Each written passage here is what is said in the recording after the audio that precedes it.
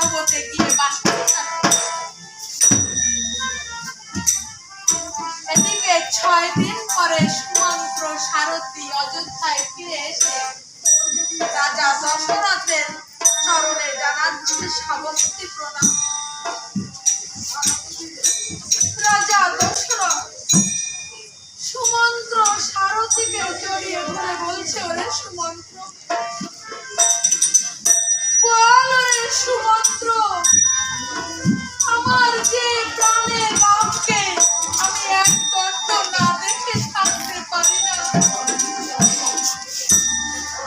আমার সেই প্রাণে রামকে কোথায় কত দূরে কোন বনে রেখে এসেছিস রে সুমন্ত্র?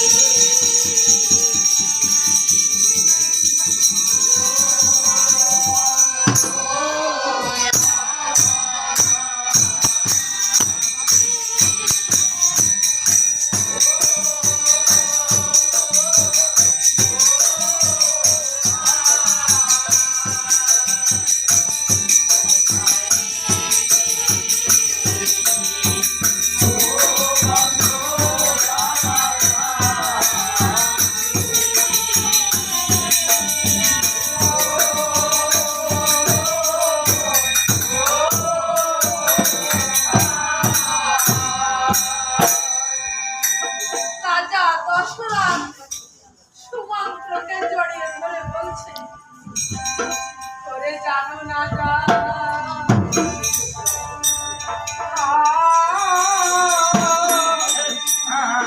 জানো না রে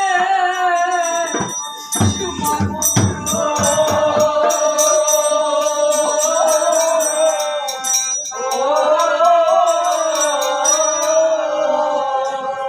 এইভাবে পুত্র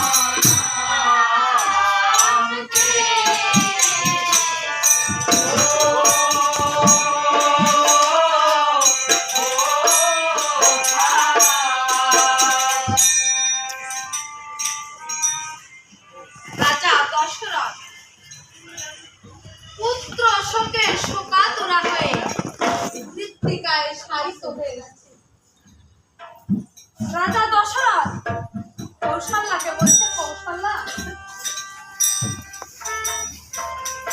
আমার সেই বিগত দিনের কথা মনে পড়ে গেছে। কোন দিনের কথা জানো? যেদিন আমি হাতে ধনুর্বাণ নিয়ে মৃগয়া শিকারের জন্য গভীর অরণ্যের মধ্যে দাঁড়িয়েছিলাম। অন্ধমুনির পুত্র সিন্ধু মুনি এসেছিল পিপাসার জল নিতে। কৌশল্যা, সিন্ধু মুনি যখন পিপাসার জল নেবার জন্য সরোবরের মধ্যে কলসি ডুবিয়েছে, কলসির বক বক শব্দে আমি মনে করেছিলাম হরিণের জল পান করছে। কৌশল্যা, আমি শব্দ ব্যাধি ভাঞ্জন ভঙ্গে যোজনা করে তখন ছেড়ে দিই। আমারই বানা খাতে সিন্ধুর বুকে বেঁধে সিন্ধু ওই সরোবরের পাড়ে চলে গেল। কৌশল্যা, আমি ধীর পদে সিন্ধুর নিকটে গিয়েছিলাম। সিন্ধু মুনি আমাকে বলেছিল, রাজা দশরথ, আমি তো কোনো অপরাধ করিনি রাজা দশরথ, আজ বিনা অপরাধে তুমি আমাকে সংহার করলে। রাজা দশরথ, আমার পিতা মাতা অন্ধ কিছু দূরে বসে রয়েছে। তোমারই বানার খাতে আমার জীবন নির্বাণ হয়ে যাবে। রাজা দশরথ, তোমার কাছে আমার একটি বিনতি, তুমি আমার পিতার মুখে, আমার মায়ের মুখে টুপির পাশার জল তুলে দিয়েছো। রাজা দশরথ, এই কথা বলে সিন্ধু প্রাণ ত্যাগ করেছে।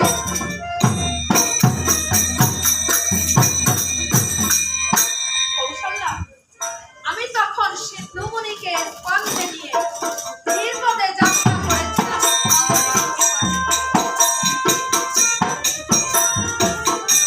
অন্ধমুনি আমার পদশব্দ পেয়ে আমাকে বলেছিল, সিন্ধু এসেছিস? সিন্ধু দে, সিন্ধু পিপাসার জল দে। আর যে পিপাসা সহ্য করতে পারছি না, শীঘ্র করে পিপাসার জল দে সিন্ধু। কৌশল্যা, তখন আমি সিন্ধু মুনিকে স্কন্ধে নিয়ে অন্ধমুনির ভয়ে নির্বাক নিস্তব্ধ হয়ে দাঁড়িয়েছিলাম। সিন্ধুর মা আমাকে বলেছিল, সিন্ধু কথা বলছিস কেন? অভিমান করেছিস? অভিমান করিস না সিন্ধু, আমরা অন্ধ, পথ চলতে পারি না, তুই আমাদের উপর অভিমান করে থাকিস না সিন্ধু। পিপাসার জল দে সিন্ধু, আর যে পিপাসা সহ্য করতে পারছি না। তখন আমি সিন্ধুকে স্কন্ধে নিয়ে অন্ধমুনির ভয়ে নির্বাক নিস্তব্ধ হয়ে দাঁড়িয়েছিলাম। অন্ধমুনি ধ্যানস্থ হয়ে সকল বার্তা জেনে আমাকে বলেছিল, রাজা দশরথ, তুমি কি করেছো? রাজা দশরথ, আমার পুত্রকে সংহার করে স্কন্ধে করে আবার আমার সম্মুখে নিয়ে এসেছো।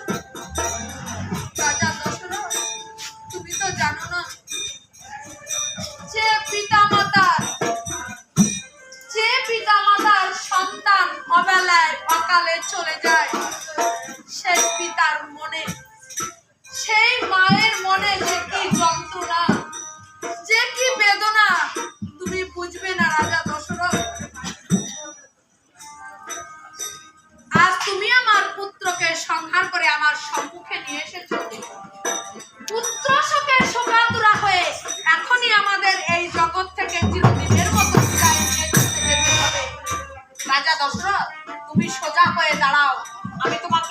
অনুভব করছি। আজ যেমনি করে পুত্র শোকে শোকাতুরা হয়ে এখনই আমাদের এই জগৎ থেকে চিরদিনের মতো বিদায় নিয়ে